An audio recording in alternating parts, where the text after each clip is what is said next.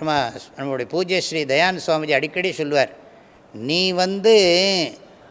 உங்கள்கிட்ட மகாலட்சுமி எப்பவும் இருக்கணும்னா நீ நாராயணனாக இருக்கணும் பார். நாராயணனுக்கு ஆசையே இல்லை, அதனால தான் மகாலட்சுமி மாலை போட்டாள். எல்லாரும் கழுத்தை காட்டினான் எனக்கு மாலை போடுன்னு.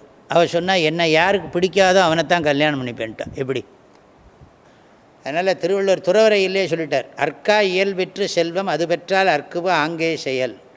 செல்வம் நிலையில்லாதது, நிலையில்லாத செல்வத்தை பெற்றால் நிலையான அறங்களை உடனே செய்து விடுக அப்படின்னு விட்டார். நாளைக்கு இருப்போன்னு தெரியாது, இன்றைக்கே புண்ணியத்தை பண்ண முடியும்னா. அதாவது பணத்தை விரும்புகிறவனை லக்ஷ்மி விரும்ப மாட்டாள், பணத்தை விரும்பாதவன்கிட்ட போய் லக்ஷ்மி இருப்பாள். அப்படி ஒரு சிந்தனை இருக்குது நம்மள்கிட்ட. ஆக மகாவிஷ்ணுவுக்கு பாத சேவை பண்ணினா மகாலட்சுமி. அதனால் நாமளும் என்ன பண்ணணும்னா, நமக்கு அம்பாள் நல்ல செல்வத்தை கொடுக்கட்டும், அந்த செல்வம் நல்ல காரியத்தை உபயோகமாகட்டும், அதுக்கு அம்பாள் அனுகிரகம் பண்ணட்டும். ஆக நமக்கு ஆரோக்கியம் மாத்திரம் இருந்தால் போராது, வாழ்க்கைக்கு தேவையான பொருளாதாரம் வேணும். மற்றவங்க புகழறதுக்காகலாம் இது பண்ணக்கூடாது. இன்னொருத்த நான் பணம் இல்லைன்னா யாரும் மதிக்க மாட்டேங்கிறான் சுவாமின்னா, அப்போனா பணத்தை தானே மதிக்கிறான், என்ன மதிக்கிறவன் ஒருத்தனும் இல்லையே.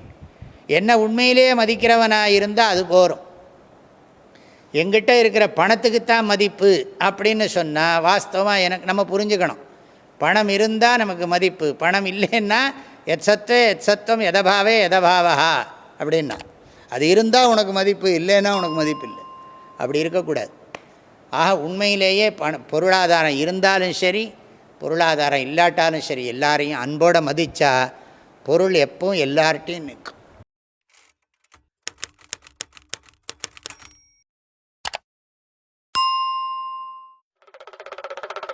வாழ்க வள்ளுவம், வளர்க மனிதநேயம்.